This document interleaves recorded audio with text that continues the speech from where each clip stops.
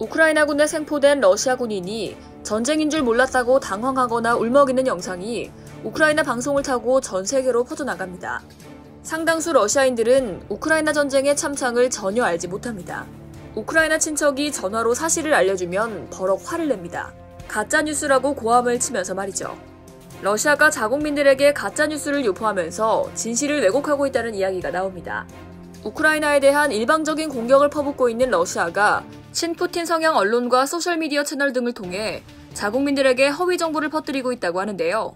10일 뉴욕타임즈 등 외신에 따르면 러시아는 국영 채널과 비공식 채널 등을 통해 자국민들에게 러시아의 침략을 정당화하고 우크라이나인들에 대한 잘못된 사실을 전파하고 있다고 합니다. 또 전쟁 관련 외부 정보 차단을 위해 여러 웹사이트들에 대한 접근을 차단했고 전쟁을 비판한 언론사들을 물리적으로 위협했다고 하는데요. 먼저 러시아는 우크라이나 마리우폴에 대한 포격 이후 이를 우크라이나의 네오나치주의자들 탓으로 돌렸습니다. 러시아 국영 언론사인 타스 통신은 우크라이나인들이 휴전 기간 동안 러시아군에 발포했다는 내용을 언급하며 네오나치주의자들이 민간인들을 인간 방패막이로 삼아 뒤에 숨었다고 보도한 것으로 전해졌습니다.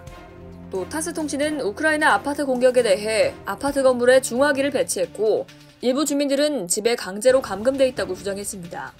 특히 러시아 소셜미디어들은 우크라이나 군인들이 나치 깃발 또는 히틀러의 사진을 들고 있는 확인되지 않은 가짜 사진을 퍼뜨리기도 했다고 하는데요.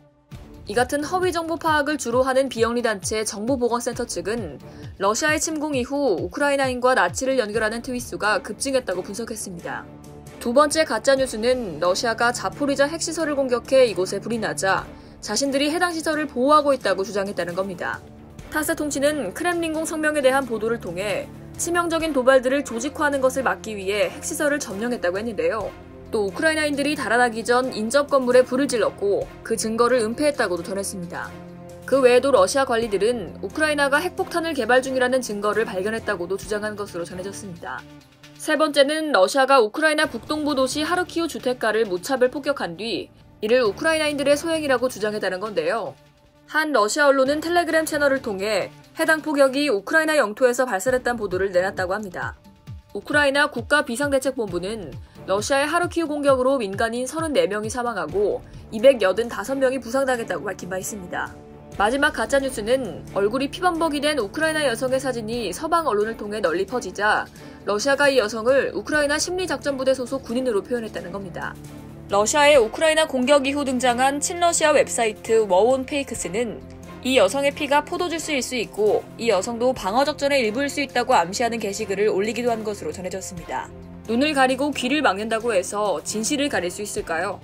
이상 여의도TV였습니다.